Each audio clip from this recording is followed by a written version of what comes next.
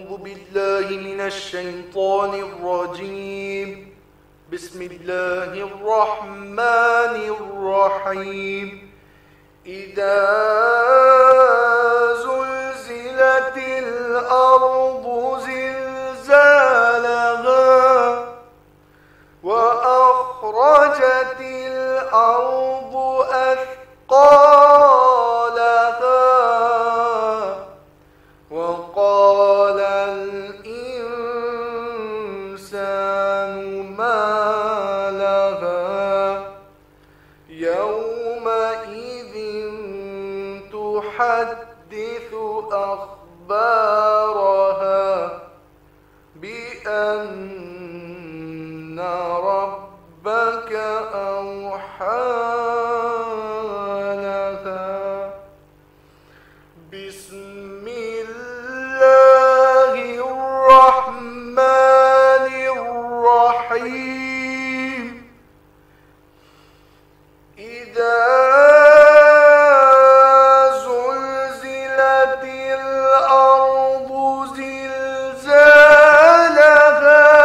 وأخرجت الأرض أثقالها وقال الإنسان ما لها يومئذ تحدث أخبارها بأن ربك أوحى لها يومئذ يصدر الناس أشتاتا ليروا أعمالهم فمن يعمل مثقال ذرة خيرا يره ومن يعمل مثقال ذرة شرا يره. بسم الله الرحمن الرحيم. إنا أنزلناه في ليلة القدر وما أدراك ما ليلة القدر. ليلة القدر خير من 1000 شهر. تنزل الملائكة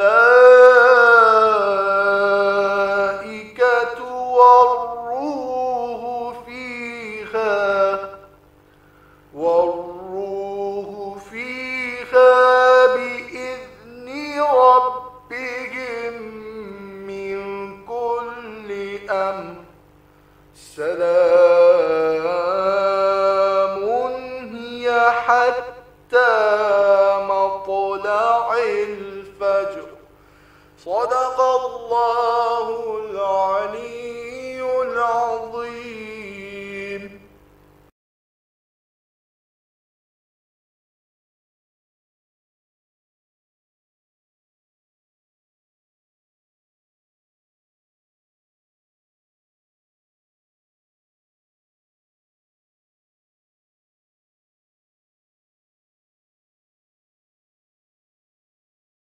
قوة إلا بالله العلي العظيم.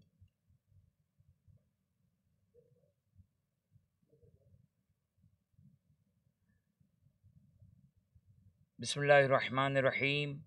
الحمد لله الذي لا يفر منعه والجمود ولا يقديه العطاء والجود إذ كل معت منتقص سواه وكل مانع مذموم ما خلاه وهو المنان بفوائد النعم وعوائد مزيد والقسم ما اختلف عليه دهر فيختلف منه الحال ولا كان في مكان فيجوز عليه الانتقال. الصلاة والسلام على سيدنا ومولانا أبي القاسم محمد وعلى أهل بيته الطيبين الطاهرين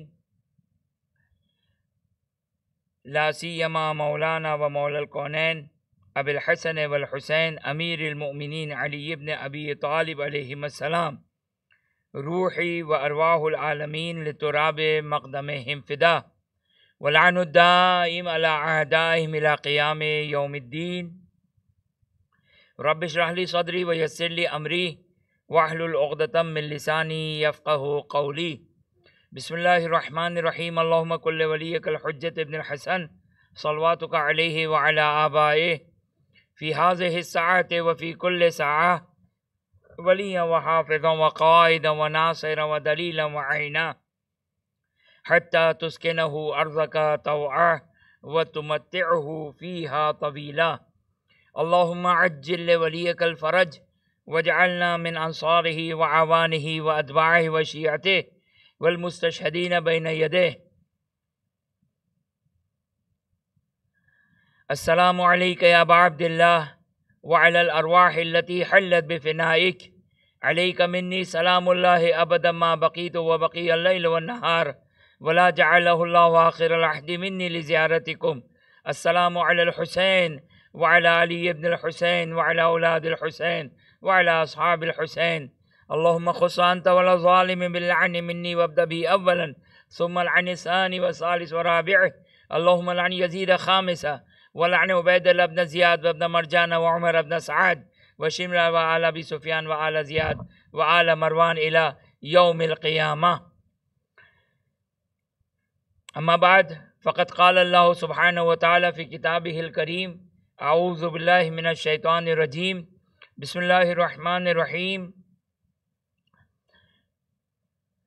من عمل صالحا من ذكر أو أنثى وهو مؤمن فأولئك يدخلون الجنة يرزقون فيها بغیر حساب. صدق اللہ العلی العظیم. ہماری گفتگو اس ذیل میں چل رہی تھی کہ مرد اور عورت کے درمیان کوئی فرق نہیں ہے. جو مقصد خلقت انسانی ہے اس کے لحاظ سے ممکن ہے دنیاوی اعتبار سے ممکن ہے شریعت کے بعض احکامات کی نگاہ سے ایسا محسوس ہو کہ مرد کو فوقیت دی جا رہی ہے. توجہ کیجیے گا، مرد کو فوقیت دینا اگر شرعی اعتبار سے ہو، دینی اعتبار سے ہو، جنت کے مراتب کے اعتبار سے ہو، رضوان خدا اور قرب الہی کے اعتبار سے ہو، یہ خلاف انصاف ہے، یہ خلاف عدل الہی ہے بحسب ظاہر. لیکن اگر خداوند متعال اپنی مصلحت کو مد نظر رکھتے ہوئے اور دنیا کے نظام کو مد نظر رکھتے ہوئے اگر خداوند متعال ایک جنرل، ایک عمومی جو سیٹ اپ بناتا ہے اور دنیا کے اعتبار سے، تکلیف شرعی کے اعتبار سے اگر کسی کو فوقیت دیتا ہے تو اس کا مطلب یہ نہیں ہے کہ آخرت کے اعتبار سے مراتب میں بھی فرق ہوگا. میں چند مثالیں دے دوں آپ کی خدمت میں. مثال کے طور پر سادات کا احترام. سادات کے احترام کو چونکہ وہ منسوب بے رسول اللہ صلی اللہ علیہ وآلہ وسلم ہیں، لہذا خداوند متعال نے سادات کا ایک احترام رکھا ہے، ایک مقام رکھا ہے، ایک منزلت رکھی ہے. لیکن سادات، اب سادات کی بارگاہ میں معذرت چاہتے ہوئے کہ ظاہر بات سمجھانی ہے اور جو واقعیت ہے وہ بیان کرنی ہے کہ آخرت کے مراتب میں ایسا نہیں ہے کہ سادات کو اولویت اور فوقیت حاصل ہے غیر سادات پر. توجہ کیا آپ نے کہ مثال کے طور پر اب ایک سید ہے، ایک غیر سید ہے. غیر سید پر واجب ہے کہ سید کا احترام کرے، اس کو ترجیح دے، اس کا خیال رکھے دنیاوی امور میں. تو اس کا مطلب یہ نہیں ہے کہ آخرت میں اس کے درجات بلند ہوں گے غیر سادات پر. نہیں، اِنَّا أَكْرَمَكُمْ عِنْدَ اللَّهِ أَتْقَاكُمْ، یہ کرائٹیریا ہے، یہ کرائٹیریا ہے خدا کا. کوئی تفریق نہیں ہے سفید و گورے، سادات و غیر سادات. معذرت کے ساتھ سادات کی خدمت میں مرد و عورت اس لحاظ سے کوئی ڈفرینشیٹ نہیں کیا گیا کہ اس، توجہ کریں، ایک روایت آپ مجھے دکھا دیں کہ جس میں یہ کہا گیا کہ اس قبیلے والے کو، اس گروہ کو جس کا اعمال سے کوئی تعلق نہ ہو، حسب نسب سے یا جنس کے اعتبار سے فرق ہو، اس کو ترجیح دی گئی ہو. نہیں، ایسا نہیں ہے. ہاں ممکن ہے بعض اوقات یہ ہو سکتا ہے کہ ایک خاص گروہ کے لیے یہ بیان کیا جائے کہ مثلا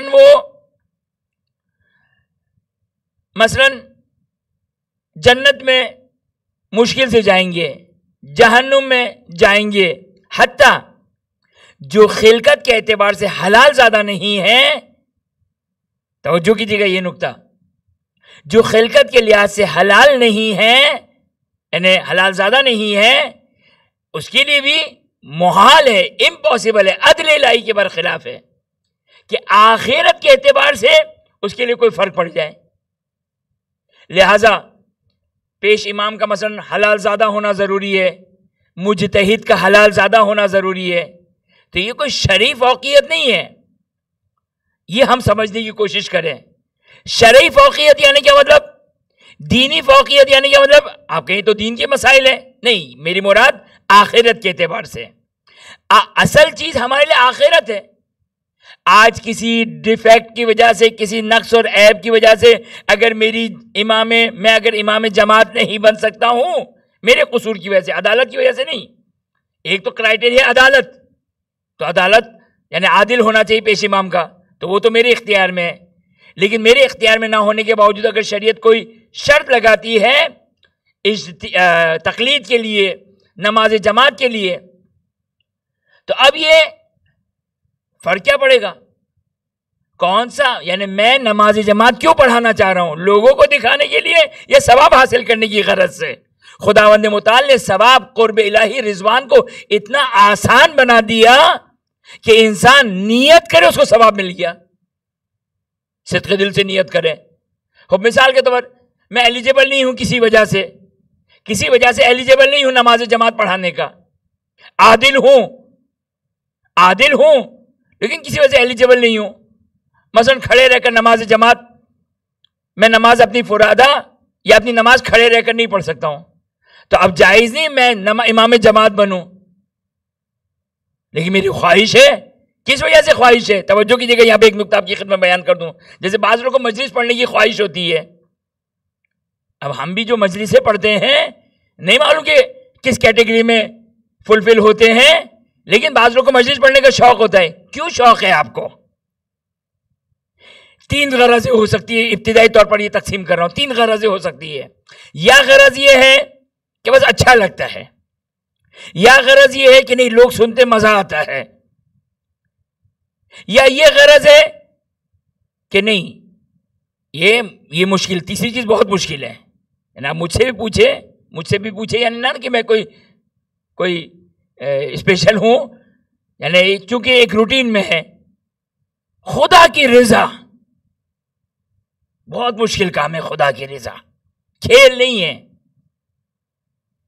یعنی ہم جیسے انسانوں کے لیے خدا کی رضا ایزی ایکسس ہے، ایزی اویلیبل ہے.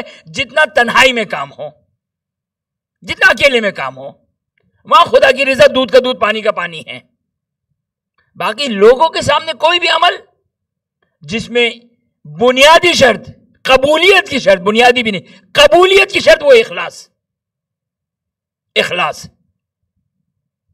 اللہ یہ حل آپ کی خدمت میں جو بات عرض کر رہا تھا کہ مثال کے طور اگر میں ایلیجیبل نہیں ہوں امام جماعت کا کیونکہ میرے اندر کوئی نقص اور عیب ہے، شریعت نے اجازت نہیں دی. قیامت کے مراتب میں فرق نہیں پڑے گا. اگر واقعی میں ایلیجیبل ہوں، عادل ہوں، اور ثواب کی غرض سے میں یہ نیت اور ارادے کیے ہوئے ہوں کہ کاش میں امام جماعت بنتا اور امام جماعت کا ثواب حاصل کرتا، کافی تھا. وہ مقام رضا الہی کو حاصل کرنے کے اعتبار سے. تو میں آپ کی خدمت میں جو جنرل گفتگو کر رہا تھا، توجہ کیجیے گا. دنیا کے اعتبار سے، نظام دنیا چلانے کے لحاظ سے خداوند متعال اگر کچھ اوپر نیچے کرے، کسی کو فوقیت دے، کوئی بھی غرض ہو خدا کی. جیسے سادات کی ایک مثال دی میں نے، سید کی ایک مثال دی، سادات کی ایک مثال دی میں نے. سادات کو ایک فوقیت ملی. اب میں ایک سید کا احترام کر رہا ہوں کیونکہ وہ آل رسول ہے صلی اللہ علیہ وآلہ. قُلْ لَا أَسْأَلُكُمْ عَلَيْهِ أَجْرًا إِلَّا الْمَوَدَّةَ فِي الْقُرْبَى کا مصداق بن گیا. یعنی میں نے آئے مودت پہ عمل کیا. اب چاہے میری سید کے ساتھ ایک اناد ہو، ایک دشمنی ہو، اختلاف ہو، کہ جائز ہے مومن کے ساتھ. اگر سیستانی کا تو احتیاط واجب بھی ہے کہ جائز نہیں ہے کہ ایک مومن، سید وید نہیں، ایک مومن دوسرے مومن سے 3 دن تک قطع تعلق کرے. صلہ رحمی تو حرام ہے، فتویٰ ہے. قطع تعلق ہے، رحمی رشتہ دار، یہ تو فتویٰ ہے کہ جائز نہیں ہے. میں اپنے بھائی سے، اپنے خالہ سے، اپنی پھوپھی سے، اپنے ماموں سے، اپنے چچا سے، اپنے بھتیجے سے، اپنے بھانجے سے، اپنے بہن سے، اپنے بھائی سے قطع تعلق کرنا گناہ کبیرہ ہے. گناہ کبیرہ کہ جس کے بارے میں روایت میں کہ دنیا میں انسان بلاؤں میں گرفتار ہوگا، دنیا میں اس کے آثار دیکھے گا، آخرت میں تو دیکھے گا. اگر توبہ نہیں کرے گا تو قبر اور آخرت میں اس کے اثرات دیکھے گا. لیکن دنیا میں اس کے اثرات ہیں، رزق کے اعتبار سے، زندگی و موت کے اعتبار سے، صحت و بیماری کے اعتبار سے قطع تعلق. لیکن میں آپ کی خدمت میں وہ بیان نہیں کرنا چاہ رہا. میں آپ کی خدمت میں بیان کرنا چاہ رہا ہوں، اس نقطے کو بیان کرنا چاہ رہا ہوں کہ دنیا میں اگر خداوند متعال مصلحت ہے، اپنی مصلحت کو مد نظر رکھتے ہوئے ہم اس آیت کو اپنے اندر گھول کر اتار دیں. کیا؟ ما اوتیتم من العلم الا قلیلا. جاہل، جب انسان کو احساس ہو جائے کہ میں جاہل ہوں، میں نہیں جانتا ہوں، تو انسان کیا کرتا ہے؟ خاموش ہو جاتا ہے. ہم اپنے اندر اس بات کو اتار لیں. کس بات کو؟ کہ ہمیں انتہائی قلیل علم عطا کیا گیا ہے. اب توجہ کیجئے گا، اب ہمیں یہ اس بات پہ گھبرانے کی ضرورت نہیں ہونی چاہیے. ہمارا مقصد، ہمارا ایم، ہمارا آبجیکٹ، ہمارا مقصد صرف اور صرف رضا الہی ہونا چاہیے. دنیا میں میرا کیا اسٹیٹس ہے؟ اب جیسے چلیں ایک اور مثال دے دوں کہ آپ یہاں پر ہیں عمان میں، اب آپ کو احساس کمتری ہوتی ہے یا نہیں ہوتی کہ جو عمانائزیشن ہے یا ایکس وائی زیڈ جو بھی ہے، تو آپ کو یہ ایک غیر تعادل نظر آتا ہے. آپ اپنے آپ کو ہیچ اور حقیر سمجھتے ہیں. لیکن یہ تو کوئی کرائٹیریا نہیں ہے نا. اگر ہم، توجہ کیجئے گا، اگر ہم نگاہ عند اللہ کو مد نظر رکھیں، رضائے خدا کو اگر مد نظر رکھے، تو کبھی بھی انسان احساس کمتری کا شکار نہیں ہوگا. اگرچہ انسان اپنے آپ کو کچھ سمجھے نا، کوئی بڑا نہ سمجھے، لیکن یہ سارے کرائٹیریاز، یہ ساری چیزیں، یہ کرائٹیریا نہیں ہیں، یہ معیار اور ملاک نہیں ہے. اصل معیار اور ملاک اس دنیا میں صرف اور صرف رضا الہی، قرب الہی ہے. لہذا اگر مثال کے طور ممکن ہے مرد کو الرجال قوامون علی النساء، اب جو بھی اس کی تفسیر کریں، الرجال قوامون علی النساء قرآن کی آیت، اب یہ خاتون اب سیٹ ہو جاتی اس آیت کو پڑھ کر. نہیں، اب سیٹ نہیں ہونا چاہیے. حکم خدا کے سامنے سر تسلیم خم ہے. یہ الرجال قوامون علی النساء دنیا کے اعتبار سے ہے. اب صحیح ہے، خداوند متعال نے مرد کو ایک طاقت دی ہے، ایک قدرت دی ہے تاکہ نظام دنیا کو چلایا جا سکے، نظام دنیا کو چلایا جا سکے. اس اعتبار سے نہ یہ کہ مرد کا کوئی مقام اور فضیلت ہے. لہذا یہ بیچاری دنیا، توجہ کیجیے گا، لہذا یہ بیچاری دنیا اسی احساس کمتری میں شکار ہوئی اور کہا لیڈیز فرسٹ. یہ لیڈیز فرسٹ کا جو رول ہے یہ احساس کمتری ہے دنیا کی. چونکہ دیکھا کہ مرد کے پاس طاقت ہے، مرد کے پاس قدرت ہے. میں نے پہلی 2 تقریروں میں اشارہ کیا تھا، طاقت ہونا، قدرت ہونا، یہ افضلیت اور فوقیت کی کوئی نشانی نہیں ہے، یہ کوئی بڑے پن کی نشانی نہیں ہے. ورنہ ہم انسان سے زیادہ طاقتور شیر ہے، ہاتھی ہے، گھوڑا ہے، تو کیا ہم سے افضل ہو گیا؟ ہم سے افضل ہو گیا؟ نہیں، ہم سے افضل کیا ہوا؟ بس یہ احساس کمتری جب دنیا کو ہوئی تو کہا لیڈیز فرسٹ، اور لیڈیز فرسٹ کر کے خلاف حکم شرعی جال کیا. اب ایک ادب ہے، ایک خود تعلیمات اسلامی ہے کہ اگر مرد و عورت اگر ایک ساتھ ہے، یعنی ایک جگہ پر ہے، پہلے مرد آگے جائے. کیوں؟ اس لیے کہ عورت کے حجاب کا تقاضا یہ ہے کہ وہ مرد کے پیچھے رہے. اس کے حجاب، خداوند متعال اس کے حجاب کو، اس کے تقدس کا خیال رکھتا ہے. اب وہ بھی نظام الہی کی وجہ سے، نظام الہی کی وجہ سے، کیونکہ خدا نہیں چاہتا کہ زمین پر کسی طرح یہ جو آج دنیا اوریانیت کی طرف جا رہی ہے، بے حیائی کی طرف جا رہی ہے، اس کی بہت بڑی وجہ یہ کہ ہم نے قوانین الہی کو درہم برہم کر دیا. حضرت موسیٰ سلام اللہ علیہ جب حضرت شعیب کی بیٹیوں کے لیے، توجہ کیجئے گا، حضرت شعیب کی بیٹیاں جب پانی بھر رہی تھی، جب حضرت موسیٰ سلام اللہ علیہ جب پہنچے، جب پانی بھرا تو انہوں نے، حضرت موسیٰ نے کیا کہا تھا؟ میں آگے آگے جاتا ہوں تو میرے پیچھے پیچھے آؤ. جبکہ بھائی ایڈریس تو ان کو بتانا ہے، پتا تو ان کو بتانا ہے. نہیں، یہ دستور اسلامی ہے. اب چاہے تحد استحباب بھی کیوں نہ ہو، کیوں؟ تاکہ خداوند متعال یہ نہیں چاہتا ہے کہ یہ جو خدا نے ایک مرد و عورت کے درمیان ایک خاص اٹریکشن اور تعلق قرار دیا ہے تاکہ نظام دنیا کو چلایا جا سکے، لیکن یہیں پر امتحان ہے، یہی امتحان ہے کہ انسان اپنے آپ پر کنٹرول کرے اور ان تمام فتنہ و فسادات سے اپنے آپ کو محفوظ رکھے. تو اس سے خاتون کی کوئی نعوذ باللہ من ذالک جو کرائیٹیریا ہے، جو معیار ہے خلقت انسانی کا، رضا الہی حاصل کرنا. اور پھر مرد ایک خاص طبیعت نیچر کے ساتھ خلق ہوا ہے، عورت ایک خاص نیچر کے ساتھ خلق ہوئی ہے. اب مجھے ضرورت نہیں ہے کہ میں بایولوجی میں مثال کے طور پر جو علماء نفسیات نے جو مرد و عورت کے اوپر تفصیل سے گفتگو کی ہے، انگریزوں نے گفتگو کی ہے، امریکن ڈاکٹرز نے گفتگو کی ہے، ضرورت نہیں ہے اس میں اپنے ٹائم کو خرچ کروں. ہر انسان اپنی طبیعت کو جانتا ہے. ایک بات کو اگر وہ سیکھ لے تو جو انسان کی طبیعت ہو، ایک بات کو سیکھ لے، وہ کیا سیکھ لے؟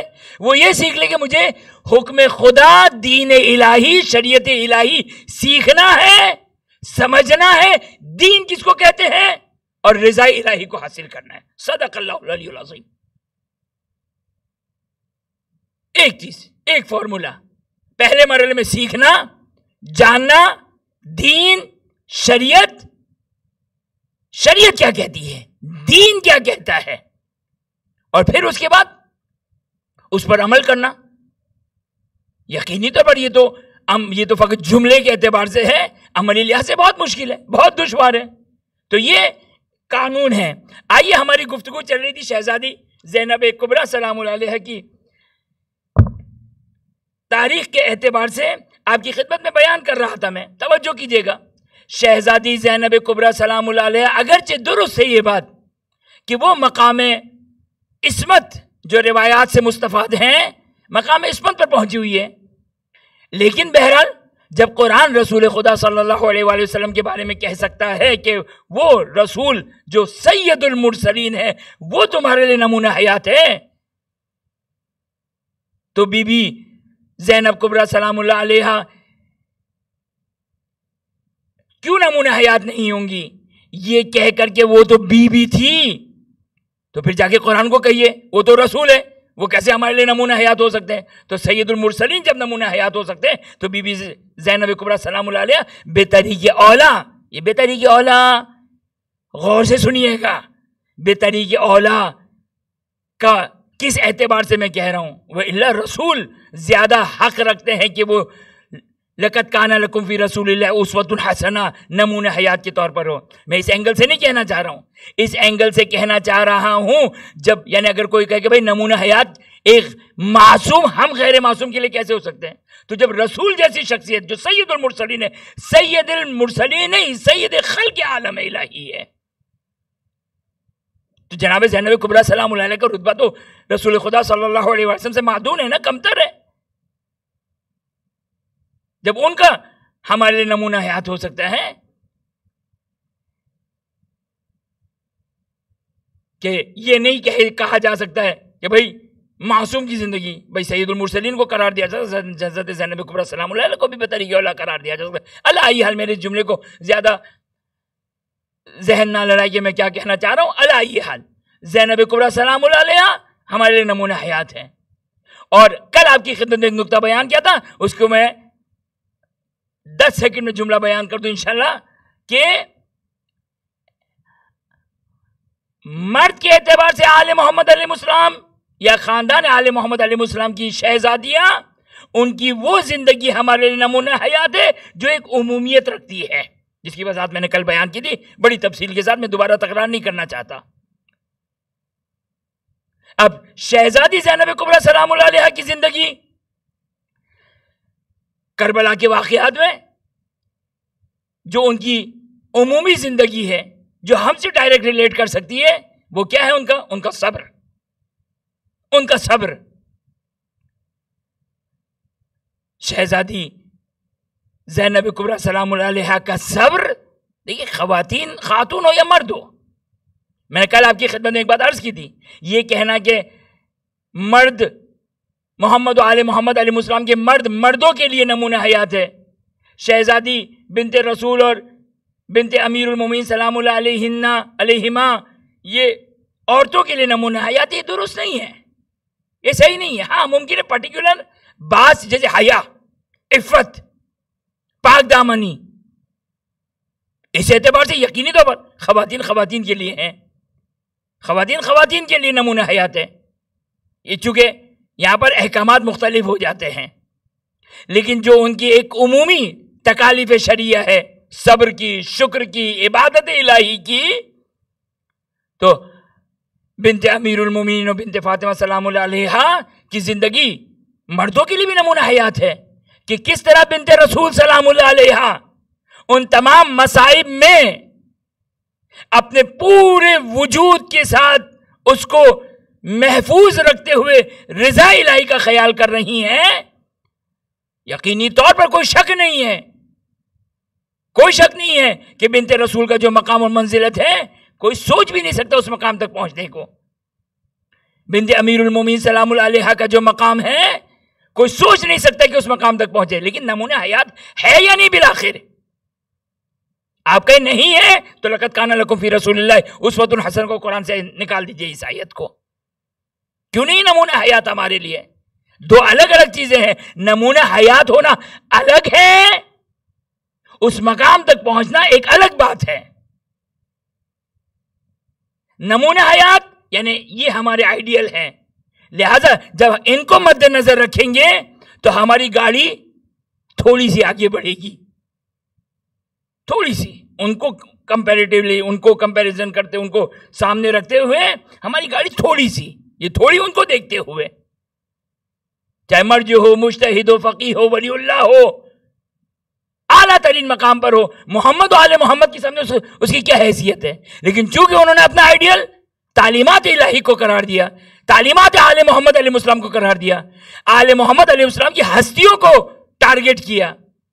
اگرچہ اب اس سے زیادہ گفتگو کرنا جو ہے وہ فہم کے اعتبار سے بھی مشکل ہے اور گفتگو کرنے کے اعتبار سے بھی مشکل ہے۔ اللہ ہمارے سامنے قرآن کی ایک آیت موجود ہے، ہمارے سامنے ایک قرآن کی آیت موجود ہے کہ لَقَدْ كَانَ لَكُمْ فِي رَسُولِ اللَّهِ أُسْوَةٌ حَسَنَةٌ۔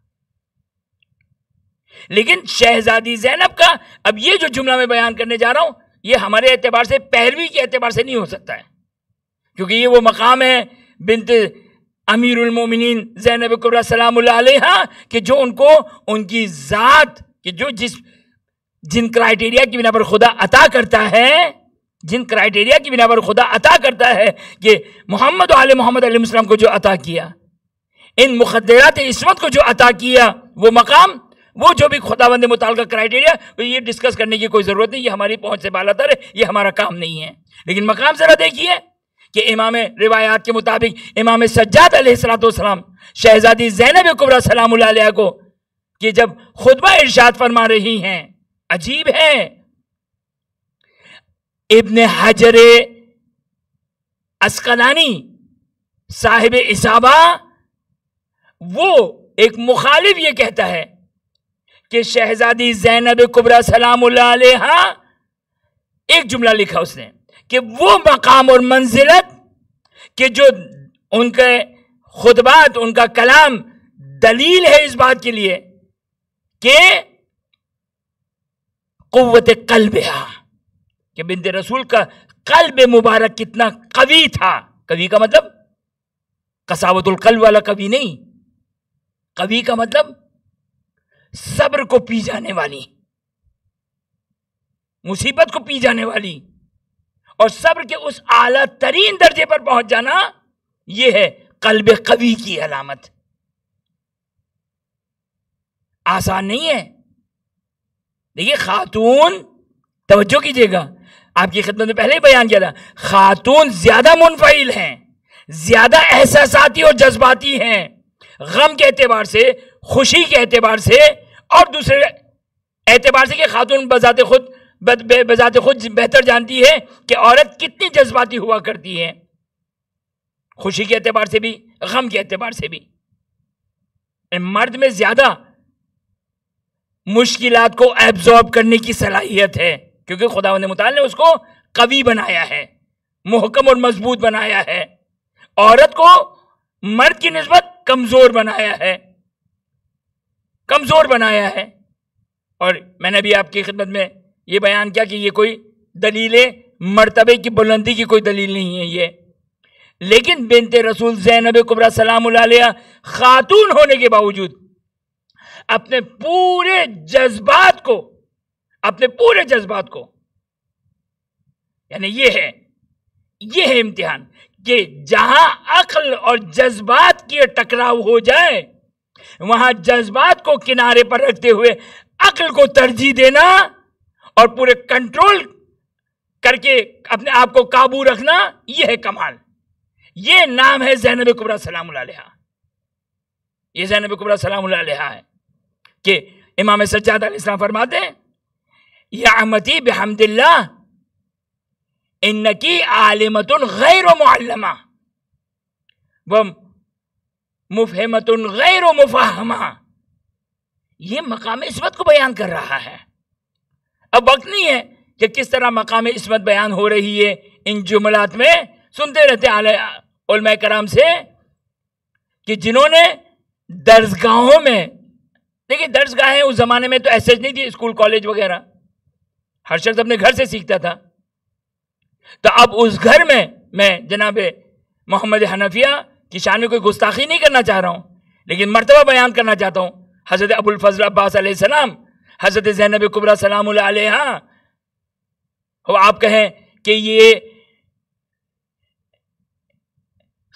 گھرانہ رسالت میں پرورش ہوئی ہے، تو حضرت محمد حنفیہ کی بھی ہوئی ہے، تو کیا وہ بھی اس مقام پر ہے؟ نہیں، یہ فرق کریں، ہم فرق کریں۔ تمام کے تمام معذرت کے ساتھ آل محمد امیر المومنین علیہ السلام کے بہت سارے فرزند تھے، لیکن سب کے سب حضرت ابو الفضل عباس حسنین علیہ السلام کو چھوڑ کر، حضرت ابو الفضل عباس، یہ حضرت زینب کبریٰ، یہ حضرت ام سلمہ سلام، حضرت ام کلثوم سلام اللہ علیہما، ان کے مرتبے تک تو نہیں پہنچے۔ تو یہ کچھ ایسی ہستیاں ہیں جو اپنے خاص مقام کی وجہ سے عنایت الہی خاص ان کے لیے، اور جس کا اشارہ ہمیں ملتا ہے کربلا کی تاریخ میں۔ حضرت زینب کبریٰ سلام اللہ علیہا، یہ کل شاید میں نے آپ کی خدمت میں یہ جملہ کوٹ کیا تھا کہ آپ توجہ کریں، یہی ہمارے لیے نمونہ حیات کے لیے کافی ہے. آئے ہم خواتین ہو یا مرد ہو اپنی زندگی میں امپلیمنٹ کریں. اتنے مصائب جھیلنے کے بعد، دیکھیں ایک دفعہ مصائب جھیلنے کے بعد انسان برداشت کر لیتا ہے، صبر کر لیتا ہے. اس سے زیادہ اس میں توان نہیں ہے، طاقت نہیں ہے اس سے زیادہ. لیکن ایک دفعہ مصائب جھیلنے کے بعد انسان رضا الہی کے اس مقام پر پہنچے کہ وہ یہ کہے کہ ما رأیت الا جمیلا. ایک دفعہ الفاظ ہیں تو ممکن آپ اپنی زندگی میں کہہ سکتے ہیں، کوئی مشکل نہیں ہے. میرا جوان بیٹا بھی اگر مر جائے تو چونکہ میں نے جملہ یاد کیا ہوا ہے، ممبر سے اتنی مرتبہ کہہ چکا ہوں، میں کہہ دوں ما رأیت الا جمیلا. یہ ہے زبان، یہ لکلکا، اس کو کہتے ہیں لکلکائی زبانی. شاید اظہار محبت الہی اور اظہار عنایت الہی کی بنا پر کچھ خیرات ثواب میں مل جائیں. اگر جی سارا کا سارا ثواب خیراتی ہے، لیکن اس کے باوجود دل کی گہرائیوں کے ساتھ، ایمان کے ساتھ، عقیدے کے ساتھ ما رأیت الا جمیلا کہنا، یہ شہزادی زینب کبریٰ سلام اللہ علیہا کا کمال ہے. دل کی گہرائی، ایمان کے ساتھ مصائب نہیں پڑھنا چاہ رہا ہوں. شہزادی علی اکبر کا جنازہ آیا، بھائی کی نشانی قاسم کا پامال جنازہ آیا. میں سارے مصائب نہیں پڑھنا چاہ رہا ہوں. ان کو اس دید سے دیکھنا، ان نگاہوں سے دیکھنا کہ ما رأیت الا جمیلا، کہ یہ ایک اشارہ ہے توحید افعالی کی طرف. میں نہیں چاہ رہا ہوں توحید افعالی کی گفتگو کو چھیڑ دوں. یہ توحید افعالی سر تسلیم خم ہے. وَجَعَلْنَا مِنْهُمْ أَئِمَّةً يَهْدُونَ بِأَمْرِنَا لَمَّا صَبَرُوا. خداوند متعال روایت کے مطابق، اگرچہ یہ آیت انبیاء بنی اسرائیل کے لیے ہے، یہ آیت انبیاء بنی اسرائیل کے لیے، لیکن روایات جو باطن قرآن کو بیان کرتے ہیں کہ ختمی مرتبت صلی اللہ علیہ وآلہ، ختمی مرتبت صلی اللہ علیہ وآلہ، مقام امامت نبی اکرم کا خدا نے امتحان لیا، مختلف ذرائع سے امتحان لیا. جب نبی اکرم صلی اللہ علیہ وآلہ اپنے امتحان میں کامیاب ہوتے چلے گئے تو قرآن کی یہ آیت اگرچہ ظاہر بنی اسرائیل کے انبیاء کے لیے ہے، لیکن باطن ائمہ اطہار المسلم کے لیے ہے. وَجَعَلْنَا مِنْهُمْ، کہ ان میں سے ہم نے بعض کو ائمہ قرار دیا کہ جو ہمارے امر سے یہدون بامرنا، جو ہمارے امر سے لوگوں کی ہدایت کرتے. کب؟ کس امتحان سے کراس کر کے آئے، کس امتحان سے گزر کر آئے؟ لما صبروا، جب صبر کیا. تو صبر کے خود درجات ہیں. سب سے چھوٹا درجہ وہ یہ کہ جب انسان کے اوپر مصیبت آئے تو جزع اور فضا نہ کرے، ہائے یہ ہو گیا، واہ یہ ہو گیا، یہ نہ کہے. یہ سب سے چھوٹا صبر کا ایک درجہ ہے کہ کسی طرح انسان اپنی زبان پر اپنے کسی ایکشن سے خدا سے شکوہ شکایت نہ کرے. ہم مومنین شکوہ شکایت، چونکہ مومن ہے نا، مسلمان ہے، مومن ہے، تو ہم بڑی احتیاط سے سامنے والے کو دھوکہ دے رہے ہوتے ہیں. ایسا ہو گیا، ویسا ہو گیا، پھر آخر میں کہتا ہوں بہرحال جو بھی خدا کی مرضی. یہ ہم اپنے آپ کو، اپنے ایمان کو کوشش کرتے ہیں کہ شو کرے کہ ہم بہت بڑے مومن ہیں. یہاں سے پوچھیں کہ ایمان کا کیا لیول ہے. یہ جو شروع کے جو دو جملے کہے نا کہ ایسا ہو گیا ویسا ہو گیا، کیا تھی نیت؟ صحیح ہے، مومن ہے، لہٰذا ہم نہیں کہتے کہ ہم خدا سے جو کہ وہ شکایت کر رہے ہیں. لیکن شہزادی زینب، مگر کوئی سوچ سکتا ہے کہ شہزادی زینب نے ما رأیت الا جمیلا فقط ابن زیاد کے سامنے اور لوگوں کے سامنے صرف اپنے اظہار ایمان کے لیے کیا؟ یہ پورے وجود اور پورے ایمان کے ساتھ خدا کی توحید افعالی کی گواہی دی ہے. پورے ایمان کے ساتھ خدا کے سامنے رضا ہونے کی، راضی ہونے کی گواہی دی ہے. یہ ہے کمال مرتبہ، یہ ہے چیز اصل. ورنہ آپ توجہ کریں، یہ جو ہماری خواتین کو احساس کمتری ہے، خوب یہ تو آل محمد کی خواتین میں بھی تھی. بھائی سمپل سی مثال دوں آپ کو، کربلا میں مردوں کو جنگ کرنے کی اجازت تھی، جہاد کرنے کی اجازت تھی، حتیٰ حضرت زینب سلام اللہ علیہ جناب ام کلثوم بھی نہیں. تو مگر کیا مرتبہ کم ہو گیا؟ نہیں، خدا نے دنیا کا نظام بنایا ہے. مردوں کی کچھ اپنی رسپانسبلٹیز ہے، عورتوں کی کچھ اپنی رسپانسبلٹیز ہے. اب ہم کہیں، عورت کہے مرد شانہ بشانہ، یعنی کس چیز کی شانہ بشانہ؟ اسلام نے تو آپ کو شانہ بشانہ رکھا ہے. آپ کو اس میدان تقرب الہی، میدان رضا الہی میں مرد و عورت کے درمیان کوئی تفکیک نہیں رکھی ہے، شانہ بشانہ ہے. باقی اب دنیا چاہتے ہیں، دنیا میں شانہ بشانہ، خوب آپ کی مرضی ہے کتنی اطاعت الہی، کتنی رضا الہی حاصل کرنے، آپ کی مرضی ہے. آ جائیے، میدان میں آ جائیے، دفتر میں چلے جائیے، حجاب اتار دیجئے، جو کرنا ہو کر لیں، یہ دنیا ہے، مرضی آپ. لیکن یہ بتا دوں، جتنا بھی آپ کر لیں، آپ کے اندر یہ احساس کمتری رہے گی. آپ جتنا اپنے حجاب اور جتنا پردہ آہستہ آہستہ آہستہ آہستہ آہستہ آہستہ اتار کر آپ سمجھے ہم مردوں کے شانہ بشانہ ہو گئے، نہیں آئے ہو. آپ باڈی بلڈر بن جائیں، ریسلر بن جائیں، ہے نا ایسا؟ اپنے وجود کو، ظاہری وجود کو احساس دلانا ہم بھی کچھ ہیں، یہ سب کرائٹیریا نہیں، یہ ساری بکواسات ہیں. ایک مومن یا مومنہ کو یہ ان فکروں سے سالم ہونا چاہیے کہ اصل کرائٹیریا رضا الہی ہے، خدا کی رضا ہے، یہ کرائٹیریا. شہزادی زینب کبریٰ سلام اللہ علیہ اگر یہی احساس کمتری جس کو ہم فوقیت اور یعنی بڑھانا اور چڑھانے کا کرائٹیریا قرار دیتے ہیں، تو نعوذ باللہ من ذالک حضرت زینب کبریٰ سلام اللہ علیہ کو اجازت نہیں تھی. ان سے پہلے بنت رسول سلام اللہ علیہ جنگیں ہوئی، جنگ بدر ہوئی، جنگ خیبر ہوئی، جنگ خندق ہوئی، جنگ حنین ہوئی، یہ ساری جنگیں ہوئی. کہیں بتا دیں خواتین، اب ہم زبردستی لے کر آ جاتے ہیں بھائی خواتین کا بھی رول ملتا ہے اسلام میں، وہ طبیب بن کر آتی تھی، نرس بن کر آتی تھی.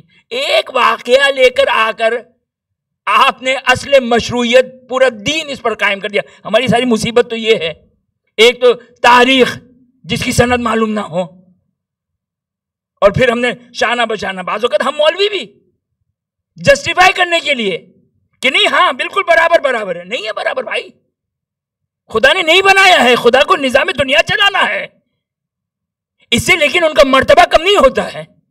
مرتبہ ان اکرمکم عند اللہ اتقاکم. عورت آگے بڑھ جائے، عورت جو کہ وہ خدا کے نزدیک زیادہ مکرم ہے، مرد آگے بڑھ جائے، مرد جو خدا کے نزدیک مکرم ہے. ہم یہ دیکھیں ہماری اس طبیعت کے ساتھ، اس نیچر کے ساتھ ہم رضا الہی کو کتنا حاصل کرتے ہیں، یہ ہے کرائٹیریا. قرب الہی کو کتنا حاصل کرتے ہیں، یہ ہے کرائٹیریا. خدا نے دنیا میں رکھا ہے، عورت کو پائن رکھا ہے، کم رکھا ہے، اس سے درجہ کم نہیں ہوتا ان کا. ان خود کو قرآن کہہ رہا ہے الرجال قوامون علی النساء. تربیت مرد کی ذمہ داری ہے، ان کی ضروریات کو پورا کرنا مرد کی ذمہ داری ہے. اگر اس عورت کو اس سے احساس کمتری ہو رہی تو ہو، لیکن یاد رکھیے گا جہاں احساس کمتری ہوئی، جہاں اپنے اندر یہ احساس کیا کہ خدا نے ہمیں جو وہ رکھا، یاد رکھیے گا ہم دائرہ ہے عبودیت سے خارج ہو گئے. عبودیت یعنی کیا مطلب؟ میں بندہ ہوں، تو مالک ہے، تو آقا ہے، تیری مرضی، تیری مرضی. یہ ہے دائرہ عبودیت، یہ ہے اصل امتحان. مگر کیا یہ بتائیے پیسہ دولت کیا انسان کا اختیار ہے؟ آج دنیا یہ بات ثابت کر چکی ہے کہ جاہل سے جاہل ممکن ہے. جاہل تو چلے شاید بعض اوقات بعض لوگوں کے لیے اپورچونٹی نہ ہو علم حاصل کرنا، صاحب عقل و صاحب فہم ہونا ممکن ہے، بڑا عقل مند ہے، واقعی عقل مند ہے، ہوشیار ہے، آج کی زبان میں کہ بہت اسمارٹ ہے. خدا نے نہیں دی دولت. ایک احمق ترین انسان، احمق ترین انسان، دنیاوی اعتبار سے انگوٹھا چھاپ اور عقل و شعور کے لحاظ سے واقعاً خالی ہے، وہ اس کا اوپر کا چیمبر ہی خالی ہے. خدا نے اس کو الا ماشاء اللہ عطا کیا ہے. تو کیا وہ عظیم ہو گیا؟ وہ کیا اس کا رتبہ بلند ہو گیا؟ نہیں.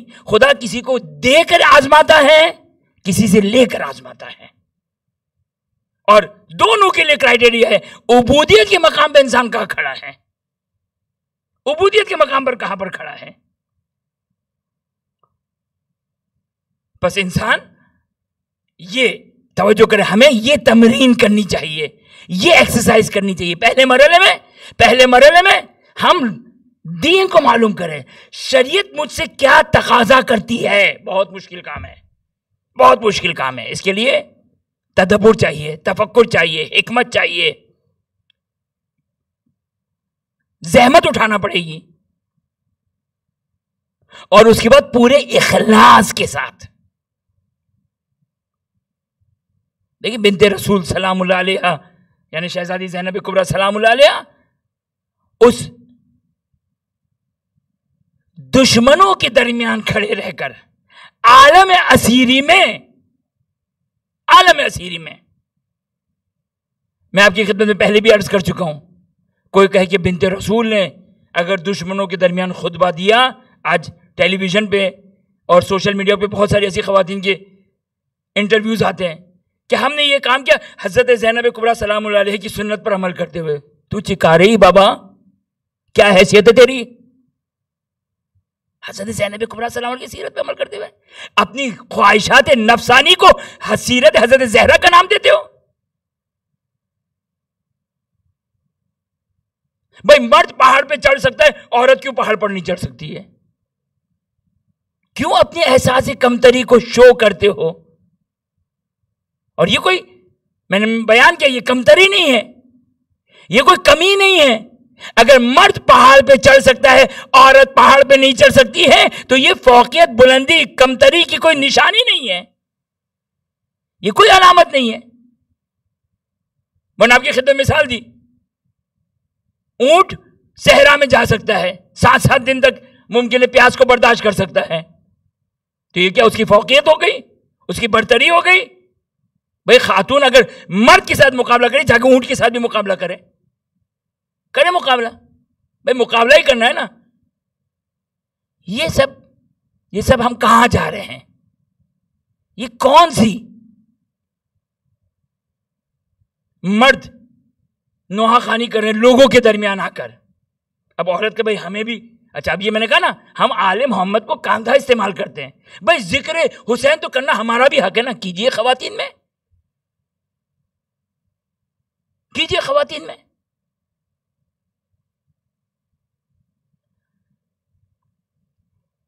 بس انسان توجہ کریں. یہاں پہ ایک روایت آپ کی خدمت میں بیان کرنا چاہتا ہوں، اور بس آپ کی زحمتوں کو تمام کروں. توجہ کیجئے گا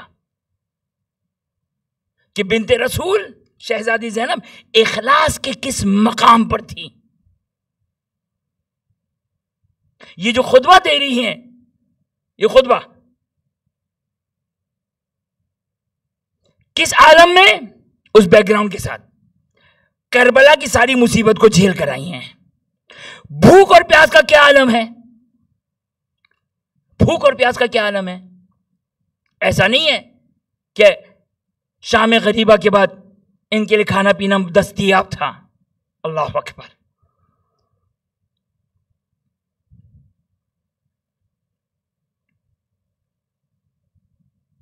تاریخ بیان کرتی ہے کہ اتنی قلیل غذا تھی، اتنی قلیل غذا تھی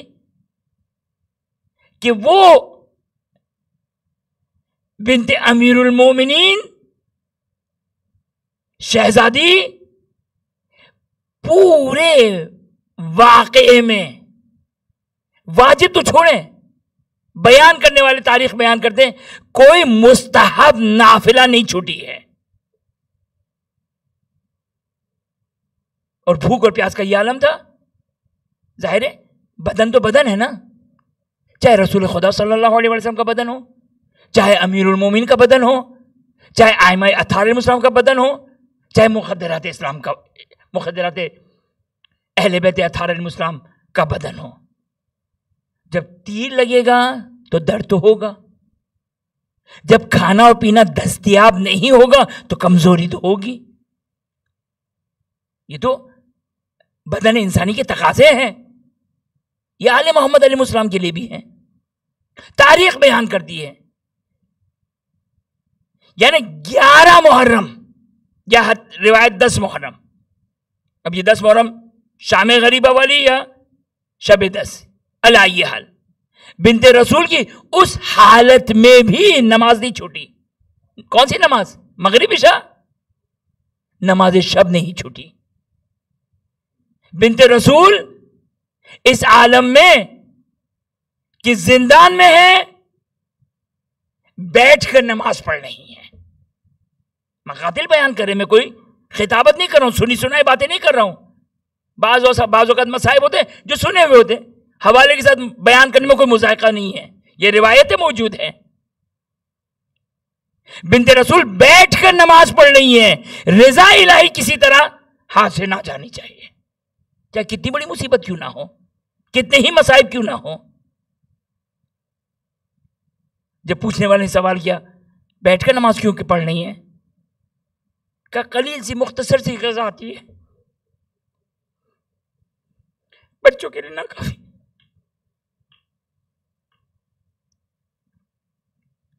اپنی غذا بھی بچوں کو دے دیتی ہوں، اپنی روٹی اور پانی بھی بچوں کو دے دیتی ہوں. بدن میں طاقت نہیں ہے زینب کے. یہ ہے میرے اور آپ کے لیے نمونہ حیات، یہ ہمارے نمونہ حیات. شہزادی زینب کا دربار یزید ابن زیاد میں خطبہ دینا، اس کی امپلیمنٹیشن نہیں میرے لیے، آپ کے لیے. اب میں ٹیلی ویژن میں آ کر، جذبات میں آ کر، مائک کے سامنے، کیمرے کے سامنے آ کر ایک جذباتی گفتگو کر دوں اور کہوں کہ میں نے شہزادی زینب کبریٰ سلام اللہ علیہ کی سیرت پر عمل کیا، تو پھر حیا کرو، شرم کرو. اس عالم میں اپنے آپ کو شہزادی زینب سے کسی کنیز زادے کی یہ وقت اور حیثیت نہیں ہے، کسی کنیز زادے کی، کسی عورت کی یہ حیثیت اور وقت نہیں ہے کہ جو آل محمد کے مخدرات عصمت وہ بھی شہزادی زینب سے اپنے آپ کو کمپیر کریں. کیا لگا رکھا ہے ہم نے؟ آل محمد کے کتنے مرتبے کو ہم گھٹائیں گے، کتنا گھٹائیں گے مرتبے کو؟ وہی بنی امیہ والا کام کرنا ہے کیا ہمیں کہ رسول کے مرتبے صلی اللہ علیہ وسلم کو گھٹاؤ تاکہ کچھ لوگوں کو بڑھا سکیں؟ ہم آل محمد کے ماننے والے ہیں، آل محمد کے ماننے والے ہیں. بس بنت رسول اس عالم میں عبادت الہی کا یہ عالم ہے، عبادت الہی کا یہ عالم ہے. اب یہ ایک حدیث سن لیجئے، من اخلص للہ عملہ 40 صباحا، فقط 40 دن کا چلہ. تسبیح پڑھنا، قرآن ختم کرنا، 40 دن کی کوئی نماز، دعا، ذکر، کسی ذریعے سے چلہ کاٹنا، یہ سب آسان ہے. ایک بدن کی تعب اور زحمت ہے. ممکن ہے کوئی 40 دن تک 40 قرآن ختم کرے مثلا اسباب مثال، یا چلیں بعضوں کا جو کر رہے ہوتے ہیں لوگ 40 دن تک زیارت عاشورہ، امام حسین علیہ السلام کی زیارت 40 دن تک 100 سلام اور 100 لعن کے ساتھ. بہت ہی آسان ہے، بہت ہی اچھا کام ہے، بہت ہی اچھا کام ہے. لیکن یہ حدیث پہ عمل کریں، من اخلص للہ عملہ 40 صباحا. کوئی شخص 40 دن، صرف اونلی 40 days نہیں کہا قرآن ختم کرو، 1000 رکعت نمازیں پڑھو، آدھی مفازل الجنان پڑھ ڈالو، نہیں. اور غرض کیا ہو؟ اخلاص کہتے کس کو ہے؟ اخلاص کس کو کہتے ہیں؟ صرف خدا کے لیے، صرف خدا کے لیے. اب دیکھیں، کوئی اگر اسی حدیث پہ اسی حدیث کے فائدے کو حاصل کرنے کے لیے کوئی عمل انجام دیتا ہے، اخلاص نہیں ہے یہ۔ کیا فائدہ بیان ہوا؟ من اخلص للہ عملہ 40 صباحا انفرجت ینابیع الحکمہ فی قلبہ ومن قلبہ علی لسانہ، کہ اگر کوئی شخص 40 دن تک خدا کے لیے، صرف خدا کے لیے عمل کو انجام دے، صرف 40 ڈیز کا چلائے، لیکن یاد رکھیے گا اگر مجھے یہ کہا جائے کہ حکمت کے چشمے تمہاری ذات سے پھوٹے، روزانہ 500 رکعت نماز پڑھنا آسان کام ہے یہ۔ اب ایک انسان ایک دن میں کتنا قرآن ختم کر سکتا ہے؟ کبھی پریکٹس تو نہیں کی ہے، لیکن کم از کم احساس ہے کہ ام داؤد کے اعمال میں تقریباً آدھا پونا قرآن تو ختم ہو ہی جاتا ہے۔ اگر کوئی روایت اگر کہے کہ 40 دن تک ڈیلی روزانہ کی بنیاد پر ایک قرآن ختم کرو، خدا حکمت کے چشمے تمہاری ذات سے پھوڑ دے گا، چشمے پھوٹ جائیں گے انسان کے، یہ آسان کام ہے۔ لیکن یہ روایت، اس کی مثال محمد و آل محمد علیہ السلام ہے۔ من اخلص للہ 40 صباح، اگر کوئی شخص 40 دن تک عمل صالح کو انجام دے صرف اور صرف خدا کے لیے، صرف اور صرف خدا کے لیے، کیا مطلب؟ خدا غرض ہے، کوئی اور غرض نہیں ہے، تو خدا حکمت کے چشمے اس کے دل میں پھوڑتا ہے، وَمِن قَلْبِهِ عَلَى لِسَانِهِ، اور اس کی حکمتیں اس کے قلب سے، اس کے دل سے، اس کی زبان سے جاری ہوتے، جو شہزادی زینب کبریٰ ہمیں دربار ابن زیاد میں نظر آ رہی ہیں۔ کیا خطبہ ارشاد فرما رہی ہیں؟ وہاں خطبہ دینا شروع کیا، مقاتل بیان کرتے ہیں، وہاں خطبہ دینا شروع کیا۔ روایت کا جملہ ہے، حیوانات کے گلے میں گھنٹی۔ بھائی آپ لوگوں کی باتوں کو روک سکتے ہیں، آپ کا اختیار، آپ لوگوں کو خاموش کر سکتے ہیں، حیوانات کو کنٹرول نہیں کر سکتے ہیں۔ یہ ہے بنت رسول کی ولایت، کہ جو حیوانات کے اوپر بھی ولایت ہے۔ نہیں، اس سے بڑھ کر لوگوں کی سانسیں رک گئی تھی جب خطبہ حضرت زینب سلام اللہ علیہ کو سنا، تو یہ ہے ولایت، اس کو کہتے ہیں ولایت۔ دیکھیں شہزادی زینب، اب تو ایک بس 2 منٹ چاہتا ہوں میں آپ کے، 2 منٹ آپ کے لینا چاہتا ہوں، توجہ کیجئے گا۔ امام سجاد سلام اللہ علیہ، امام معصوم تھے نا، انشاءاللہ کل حتماً انشاءاللہ العزیز اگر فراموش نہیں کر گیا، کل مجھے مقام حضرت زینب بیان کرنا ہے کہ کیا مقام تھا، کیا مقام تھا، یہ انشاءاللہ کل، کہ ہمیں مقام ولایت کے برابر نظر آ رہی ہیں، وہ انشاءاللہ کل آپ کی خدمت میں۔ لیکن آپ توجہ کریں، امام سجاد سلام اللہ علیہ امام معصوم، کوئی شک نہیں، ما ینطق عن الہوی ان ہوا الا وحی یوحی، وحی الہی سے متصل۔ آپ دیکھیں، میرا ایک سوال ہے، یہ پورا ایک جو نظام کربلا ہے، یہ کسی امر الہی کے اشراف میں ہے نا، ایک امر الہی کے تحت چل رہا ہے، ایک امر الہی کے انڈر میں چل رہا ہے۔ خدا کی ایک منشا ہے، خدا ایک چیز کرنا چاہتا ہے۔ ایک بات کہہ دوں، اگرچہ بہت ہٹ کر جملہ کہہ رہا ہوں، ایک بات کہہ دوں، اس کا منشا الہی کے اشراف میں ہونا، منشا الہی کے انڈر میں ہونا، اور محمد آل محمد اور خاندان آل محمد کو اس پر معمور قرار دینا، اس کا مطلب یہ نہیں ہے کہ مجھے اور آپ کو سمجھ میں آئے۔ توجہ کیا آپ نے؟ کہ وہ کس بات پر معمور تھے، کیا منشا تھی، کیا ارادہ تھا؟ ایک ضعیف سے ضعیف روایت دکھا دیجئے، ایک ضعیف سے ضعیف روایت دکھا دیجئے۔ ہم امام حسین کی اس خط سے یہ نکال رہے ہیں، امام کے اس خطبے سے یہ نکالنا چاہتے ہیں، بنت رسول کے اس کام سے یہ نکالنا، یہ سب بکواسات ہیں معذرت کے ساتھ. اس کو فقہ و فقاہت نہیں کہتے ہیں. یہ تائید میں ایک چیز کو لے کر آ جانا. بعض بزرگان نے ایک بات کہی، امر المعروف و نہی عن المنکر. خوب امر المعروف و نہی عن المنکر. تو رسول خدا نے جب ذوالعشیرہ کی جب دعوت دی تھی نا 40 لوگوں کی مکے میں، وہاں نماز کا حکم نہیں تھا، روزے کا حکم نہیں تھا، حج کا حکم نہیں تھا. کس چیز کا حکم تھا؟ توحید، رسالت اور ولایت کا. یہ بھی امر المعروف، بہترین افضل مصداق امر المعروف و نہی عن المنکر ہے. افضل مصداق امر المعروف و نہی عن المنکر ہے.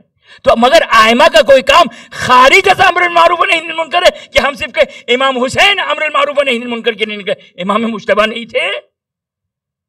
امام سجاد کی زندگی امر المعروف و نہی عن المنکر نہیں تھی؟ صرف امام حسین نکلے تھے امر المعروف و نہی عن المنکر کے لیے؟ بس یہ یاد رکھیے گا. میں جو آپ کی خدمت میں عرض کرنا چاہ رہا تھا وہ بات مس نہ ہو جائے. بس یہ سارا کا سارا ایک کربلا. بھائی کربلا توجہ کریں، ایک وہ واقعہ کہ جس پر خدا کی کیا بنا ہے، خدا اس سے کیا آگے اس کے اوپر پورا نظام چلانا چاہ رہا ہے کہ 1,24,000 انبیاء اس واقعے کی خبر دے رہے ہیں. 1,24,000 انبیاء. اب 1,24,000 انبیاء اسباب بین عنوان کے بڑے بڑے علماء، بڑے بڑے انبیاء اس واقعے کربلا سے متصل ہمیں نظر آتے ہیں. اس عنوان سے میں نے 1,24,000، ورنہ روایت نہیں ہے 1,24,000 کی، لیکن انبیاء، معظم انبیاء.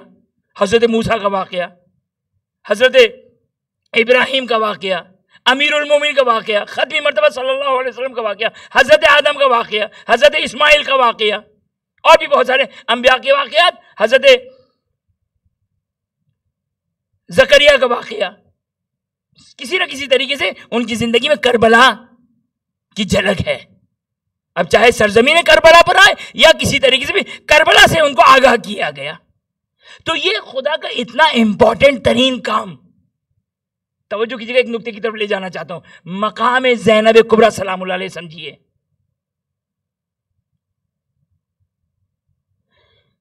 10 عصر عاشور تک اس کام کی باغ دوڑ، اس کام کا اختیار سید الشہداء مولا حسین کے ہاتھ میں.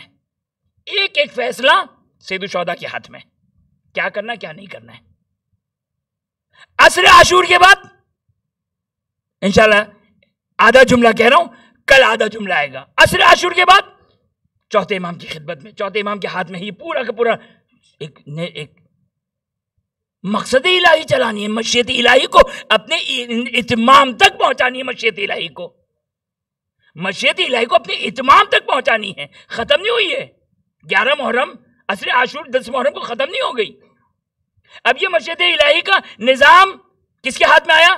ظاہری طور پر امام سجاد کے ہاتھ میں آیا سلام اللہ علیہ. ظاہری طور پر یعنی ہم مقام امامت کے لحاظ سے بات کر رہے ہیں، کل انشاءاللہ آپ کی خدمت میں بیان کروں گا. آپ توجہ کریں، کیا ممکن ہے کہ جب شہزادی زینب کو امام سجاد اجازت دے رہے ہیں، کیا ممکن ہے ایک غیر معصوم اور معصومہ کو وہ کام سپرد کیا جائے جو مشیت الہی سے مرتبط ہو؟ مختصر سی خطا پوری مشیت الہی کو دھیڑ کر سکتی ہے، ختم کر سکتی ہے، نابود کر سکتی ہے. جس طرح خدا انبیاء کے معصوم کی شرط ہے کہ نبی معصوم ہونا چاہیے تاکہ مشیت الہی کہیں اختلال نہ ہو جائے، خراب نہ ہو جائے. ائمہ کے لیے عصمت کی شرط ہے تاکہ مشیت الہی میں کوئی گڑبڑ نہ ہو جائے. اب میں نہیں کہتا ہوں کہ یہ کربلا اس سے بڑھ کر ہے، اس سے کم تر ہے، لیکن یہ یقینی طور پر ہے کہ ایک مشیت کبریٰ الہی ہے. مشیت کبریٰ ایک ہے مشیت الہی. خدا کی یہ بھی مشیت ہے، میں خلق ہوں، آپ خلق ہو، یہ خلق ہو، وہ خلق ہو، یہ بھی مشیت الہی ہے. ایک مشیت الہی ہے کبریٰ کہ جس میں سے ایک واضح مثال کربلا ہے. اور امام سجاد، آپ دیکھ توجہ کریں، آج ہر شخص کو شوق ہے نا. کس چیز کا شوق ہے؟ بھائی مائک ہاتھ میں آ جائے، اور جیسے ہی مائک ہاتھ میں آ گیا، اب وہ جو چھوٹا ہو، بڑا ہو، نواخان ہو، عالم ہو، جاہل ہو، کوئی بھی ہو، اس کو بولنے دے دے. اگر اس کی اردو اچھی، اس کی انگلش اچھی، اس کی فارسی اچھی، اس کی عربی اچھی، تو وہ جو بھی آئے گا منہ میں بولے گا. اور نوحن ظاہر ہے جب عالم نہیں ہوگا تو خرافات کے علاوہ اور کچھ نہیں بولے گا. لیکن خدا کسی مرجع مجتہد فقیہ کے اوپر بھی اعتماد نہیں کر سکتا کیونکہ وہ غیر معصوم ہے اور ایسے ماحول میں ہے کہ آپ تصور کریں کہ ایک طرف غموں کا انبار، ایک طرف بدنی اور جسمانی لحاظ سے بھوک اور پیاس. اب شہزادی زینب کبریٰ، میرے اور آپ کے ہاتھ میں اگر مائک آ جائے وہاں پر تو ہم سوائے اپنے دکھڑے رونے کے ہمارے ساتھ یہ ہو گیا، ہمارے ساتھ یہ ظلم ہو گیا. دیکھ لیجئے بنت رسول کے خطبے کو دیکھ لیجئے. یہ ہے مقام بنت رسول کہ امام سجاد ایک امام معصوم مشیت الہی کبریٰ. دیکھیں ایک بات آپ کی خدمت میں عرض کروں، بہت ڈرتے کر رہا ہوں، پتہ نہیں آخری لمحات میں یہ بات اتنی بڑی بات کرنی چاہیے یا نہیں کرنی چاہیے. خیر چھوڑ دیتا ہوں کیونکہ مجھے معلوم ہے کہ یہ مسئلہ بڑا حساس ہے. بعض اوقات لوگ اس کو نہیں صحیح طریقے سے ہضم کر پائیں گے، فضول میں کچھ بھی الزام لگا سکتے ہیں. لیکن مشیت الہی، مولا حسین علیہ السلام جاتے جاتے کس کے سپرد کر کے جا رہے ہیں مشیت الہی؟ شہزادی زینب کو.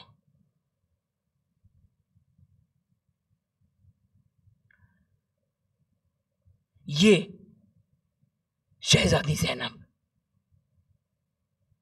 یعنی آپ تصور کریں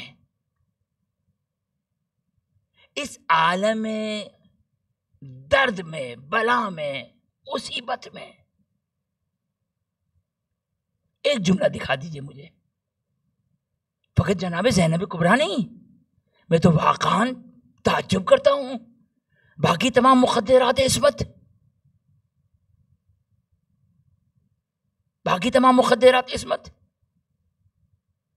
ارے خاندان آل محمد کو چھوڑ دیجئے، جناب ام فروا، جناب ام لیلا، جناب ام رباب، یہ تو ڈائریکٹ آل محمد سے تو نہیں تھی، یہ تو باہر سے آئی ہوئی تھی. چھوڑ دیجئے ان کو. جناب ام البنین،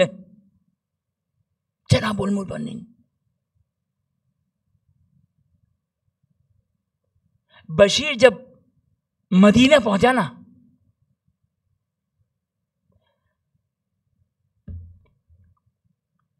بشیر پریشان ہے کس طرح جناب ام البنین کو ان کے بیٹوں کی شہادت کی خبر دوں. مجھے مولا ابو الفضل عباس علیہ السلام کے مصائب نہیں پڑھنے ہیں، لیکن رضا الہی کے سامنے کس طرح یہ مخدرات عصمت سر تسلیم خم ہے حجت خدا کے سامنے.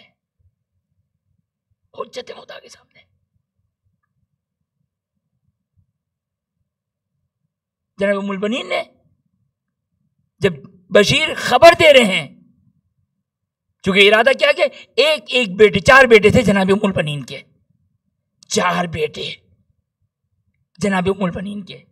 اب بشیر نے کہا کہ میں سارے تو بیٹوں کے ایک ساتھ شہادت کی خبر نہیں دینا چاہتا ہوں، ایک بیٹی کی خبر دینا چاہ رہے ہیں. جناب ام البنین فقط ایک ہی جملہ کہہ رہے ہیں، میرے حسین کی مجھے خبر دو. میرا حسین، میرا آقا، میرا مولا وہ صحیح و سالم ہے یا نہیں ہے. مجھے اپنے بیٹے عباس کی پرواہ نہیں ہے، مجھے اپنے بیٹوں کی پرواہ نہیں ہے، مجھے میرے آقا میرے مولا حسین کی خبر دو. میں ہمیشہ تفصیل سے گفتگو کر چکا ہوں. کربلا کیا ہے؟ کربلا نام ہے اس بات کا کہ جز مولا حسین کے جتنے ہیں یہ سب قربان ولی خدا اور حجت خدا ہیں. آپ دیکھ لیں، میں نے شواہد سے اس پر تفصیل سے گفتگو کی ہے، دلیلوں کے ساتھ اس پر گفتگو کی ہے.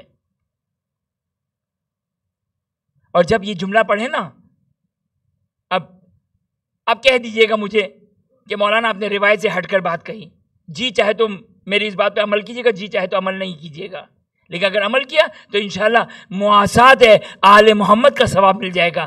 قُلْ لَا أَسْأَلُكُمْ عَلَيْهِ أَجْرًا إِلَّا الْمَوَدَّةَ فِي الْقُرْبَى کا ثواب مل جائے گا. روایت کا جملہ ہے نا کہ متا ذکرتہ، جب حسین کا ذکر سنو نا تو امام رضا علیہ السلام نے اور متعدد روایتوں میں کیا کہا، چھٹے امام سے بھی ہے، امام رضا علیہ السلام سے بھی ہے، کیا متا ذکرتہ فقل یا لیتنی کنت معہم فافوز فوزا عظیما، کہ کاش میں بھی آپ کے ساتھ ہوتا. آپ کس کے ساتھ؟ آپ حسین کے ساتھ نہیں، آپ کا مرتبہ تو بہت بلند ہے، آپ اصحاب حسینی کے ساتھ ہوتا. جب یہ جملہ کہے نا تو ایک مرتبہ آنکھوں کو بند کریں اور حسین کی غربت کو مد نظر رکھتے ہوئے کہیں جزاکم اللہ احسن الجزا، اے اصحاب حسینی آپ کو خدا جزائے خیر دے. فاطمہ کے قلب مبارک کو سکون دینے والوں، فاطمہ زہرا کے فرزند حسین کو سکون دینے کے لیے، آرام دینے کے لیے، ورنہ تو مولا حسین کہہ چکے تھے نا کہ تم لوگ چلے جاؤ، یہ میرے خون کے پیاسے ہیں. دیکھیں مولا حسین امام معصوم ہونے کے باوجود مولا حسین کو ایک سکون تھا، ایک آرام تھا کہ حبیب مولا پر اپنی جان کو قربان کر رہے ہیں، مسلم بن اوسجہ اپنی جان کو قربان کر رہے ہیں. مولا عباس کے بارے میں تو کہہ سکتے نا، تبھی تو ان کی شہادت پہ کہا تھا الان انکسر ظہری، بلکہ مقتل کا جملہ ہے جب مسلم ابن اوسجہ جب گھوڑے سے گرے تھے نا تو روایت کا جملہ ہے بان الانکسار علی وجہ، کیا مقام ہے مسلم ابن اوسجہ کا. جب گھوڑے سے گرے مولا حسین پہنچے اور حبیب ابن مظاہر پہنچے تھے، یہ دو ہستیاں پہنچی تھی مسلم ابن اوسجہ کے پاس. تو روایت کا جملہ ہے کہ جب مسلم ابن اوسجہ اس دنیا سے گئے نا تو روایت بیان کرتی ہے بعد الانکسار. ارے وہ جملہ جو حضرت ابو الفضل کے بارے میں ملتا ہے الان انکسر ظہری، عباس تم کیا گئے، میری کمر ٹوٹ گئی. یہ با وفا اصحاب حسینی وہ ہیں کہ جب مسلم گرے گھوڑے سے تو بان الانکسار فی وجہی، ارے شکستگی کے آثار حسین ابن علی فاطمہ کے لال کے چہرے پر نظر آ رہی تھی. یہ تھے اصحاب با وفا. جزاکم اللہ احسن الجزا، اے حبیب خدا جزائے خیر دے، اے مسلم نے اوسجہ خدا جزائے خیر دے کہ فاطمہ کے لال حسین کے دل کو آرام پہنچایا، آپ نے سکون دیا. بس ازادارو انہی اصحاب حسینی میں ایک ہے مسلم ابن عقیل. بس میں پوری مصیبت کو نہیں پڑھنا چاہتا، بس دو جملے سن لیجئے کہ ایک مرتبہ یہ کاروان مکے سے چل رہا ہے، مدینے سے مکہ آیا، مکے سے اب کربلا کی طرف گامزن ہے. ایک مرتبہ ایک مقام تک پہنچے، مقام پر رک گئے، قیام کیا، جو در حقیقت کوفے کا راستہ تھا. ایک مرتبہ دیکھا کہ دو مسافر کوفے کے راستے سے آ رہے ہیں. مولا حسین نے کہا ان دو مسافروں کو بلایا جائے. ایک مرتبہ دونوں مسافروں کو بلایا. ایک مرتبہ امام نے سوال کیا، یہ بتاؤ تم کہاں سے آ رہے ہو؟ تم مقاتل جس طرح بیان کرتے ہیں، جس طرح تاریخ بیان کی جاتی ہے، کچھ بعض علماء کے الفاظ ہیں جو ملا کر میں آپ کی خدمت میں بیان کر رہا ہوں. ایک مرتبہ سوال کیا کہ تم کہاں سے آ رہے ہو؟ تو آنے والوں نے کہا کہ ہم کوفے سے آ رہے ہیں. بس جیسے ہی کوفے کا نام سنا امام نے کہا یہ بتاؤ کوفے میں میرے بھائی مسلم کی کیا خبر ہے؟ ایک بار تو آنے والوں نے اپنا سر جھکا دیا اور کہا 3 دن ہو چکے ہیں. جب ہم شہر کوفہ سے نکلے نا 3 دن ہو چکے تھے. مسلم کا سر کاٹ کے دارالامارہ کے دروازے پر لٹکا دیا. اللہ مسلم کی یاد رکھیے گا. صحیح ہے کہ مولا ابو الفضل عباس علیہ السلام کا اپنا مقام ہے، الگ مقام ہے، لیکن یاد رکھیے گا جب امام نے کوفے والوں کے نام خط لکھا تھا نا تو مسلم کو اپنا بھائی کہہ کر پکارا تھا. یہ مسلم ابن عقیل مولا حسین کے بھائی تھے، عقیدت تھی، محبت تھی، لہٰذا ایک مرتبہ آنے والا یہ کہتا ہے کہ 3 دن گزر گئے، مسلم کا سر کاٹ دیا، سر کاٹ کے دارالامارہ کے دروازے پر لٹکا دیا، اور 3 دن گزر گئے، کوفے کی گلی کوچوں میں مسلم کی لاشیں کو گھمایا جا رہا تھا، بس یہ سننا تھا۔ ایک مرتبہ بیان کیا جاتا ہے، مولا حسین آئے مخدرات عصمت کے خیمے کی طرف، آواز دی بہن زینب ذرا مسلم کی بچی کو تو لے کر آنا۔ مسلم کی بچی کو بلایا گیا، مسلم کی بچی کو لایا گیا۔ ایک مرتبہ مسلم کی بچی آئی، اور بعض ارباب منبر یہ جملہ بیان کرتے، ایک مرتبہ جناب سکینہ سے مخاطب ہو کر کہا، بیٹا سکینہ، عید پر میں نے تمہیں گوشوارے دلائے تھے، ذرا گوشوارے تو دینا۔ ایک مرتبہ یتیمہ مسلم، چونکہ رشتے میں نہیں، رشتہ جو تھا مسلم کی بیٹی کا امام حسین کے ساتھ ماموں بھانجی کا رشتہ تھا، کیونکہ بہن تھی، تو ایک مرتبہ گود میں بٹھایا، مسلم کی بیٹی کو گود میں بٹھایا، گوشوارہ سکینہ کو پہنایا، ایک مرتبہ شفقت بھرا ہاتھ سر پہ پھیرا جا رہا ہے، ایک مرتبہ ہے تو خاندان بنی ہاشم کی بچی نا، ایک مرتبہ تڑپ کر کہا، ماموں آپ تو میرے سر پر اس طرح ہاتھ پھیرے جس طرح یتیموں کے سروں پہ ہاتھ پھیرا جاتا ہے۔ میں ہاتھ جوڑ کے کہوں گا، شہزادی میرے ماں باپ آپ پر قربان، آپ پر قربان، ہاں یقینی طور پر آپ یتیم ہو گئی، ہم آپ کو پرسا دیتے ہیں، ہم آپ کو تعزیت کرتے ہیں، لیکن آپ کو شفیق ماموں ملے۔ ارے باپ کا انتقال ہو گیا، باپ کو شہید کر دیا، لیکن شفیق ماموں آپ کے سر پر شفقت بھرا ہاتھ پھیر رہا۔ ارے شام غریبہ، حسین کی سکینہ، حسین کا سایہ اٹھا، ارے کوئی حسین کی یتیمہ کے اوپر سر پہ ہاتھ پھیرنے والا نہیں، کوئی تعزیت دینے والا نہیں، کوئی تماچے مارتا، کوئی گوشوارے چھینتا، اور یہ یتیمہ واہ محمدہ واہ حسینہ واہ علیہ کی فریاد کو وَسَيَعْلَمُ الَّذِينَ ظَلَمُوا أَيَّ مُنْقَلَبٍ يَنْقَلِبُونَ۔ بارالہ ان آنسوؤں کو باعث شفاعت قرار فرما۔ خداوند یہ واسطہ دیتے محمد و آل محمد کی عظمت کا واسطہ، حاضر مجلس مومن مومنات، تمام مومن مومنات، بالخصوص منتظمین کی تمام جائز حاجات کو پورا فرما۔ خداوند یہ واسطہ دیتے محمد و آل محمد کی عظمت کا واسطہ، جو مومن مومنات پریشان حال روزی رزق کی مشکلات میں گرفتار، بچوں کی تعلیم، بچوں کی شادی، گھریلو مسائل، دفتری مسائل، رزق و روزی کے مسائل میں گرفتار ہیں، خداوند تجھے واسطہ دیتے ہیں، خداوند تجھے واسطہ دیتے ہیں، مسلم ابن عقیل کی یتیمہ کا واسطہ دیتے ہیں، شہزادی سکینہ کا واسطہ دیتے ہیں، محمد و آل محمد کی عظمت کا واسطہ دیتے ہیں، جو مومن مومنات پریشان حال ہے، بالخصوص منتظمین جو یہ سارے محنت کر رہے ہیں اس پروگرام کو چلانے کے لیے، تمام مومن مومنات کی تمام مشکلات کو دور فرما۔ خداوند جو مومن و مومنات حج و زیارات کے مشتاق ہیں، بالخصوص زیارت سید الشہداء کے، خداوند تمام مومن مومنات کو اپنے گھر اور بالخصوص زیارت مولا حسین نصیب فرما۔ خداوند تو یہ واسطہ دیتے محمد و آل محمد کا، جو مومن و مومنات بیمار ہیں تو یہ واسطہ دیتے محمد و آل محمد کا، تمام مومن و مومنات کو صحت عاجلہ اور کاملہ عطا فرما۔ حاضر مجلس مومن و مومنات کے مرحومین، منتظمین کے مرحومین، اور کل مرحوم مومن و مومنات کی مغفرت فرما، جوار معصومین میں جگہ عطا فرما۔ خداوند تو یہ واسطہ دیتے محمد و آل محمد کا، اپنی آخری حجت امام عصر زمان کی ظہور میں تعجیل فرما، ہمیں ان کے اعوان و انصار میں قرار فرما۔ ربنا تقبل منا انك انت السميع العليم۔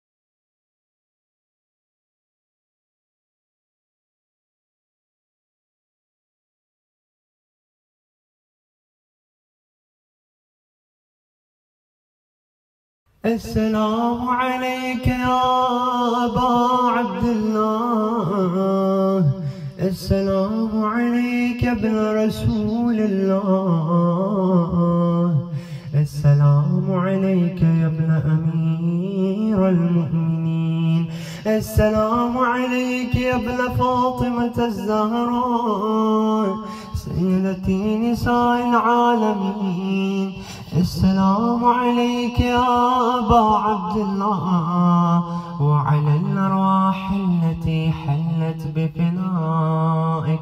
عليك مني سلام الله أبدا ما بقيت وبقي الليل والنهار، ولا جعل الله آخر اللهد مني لزيارتكم.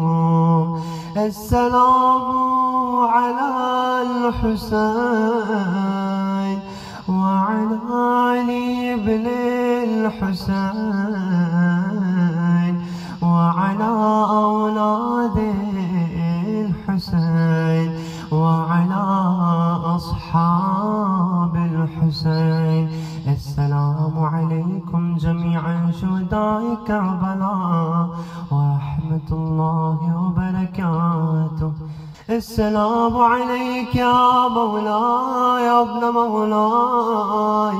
السلام عليك يا غريب الغرباء. السلام عليك يا معين الزعفاء والفقراء. السلطان بالحسن علي بن موسى الرضا بالقدر والقضاء ورحمة الله وبركاته. زعرت إمام زمان عليه السلام. السلام عليك يا صاحب العصر والزمان. الأمان الأمان الأمان من فتن الزمان. السلام عليك يا خليفة الرحمن. السلام عليك يا شريك القرآن. سيدي عجل الله تعالى فرجك وسهل الله تعالى مخرجك وظهورك ورحمة الله وبركاته.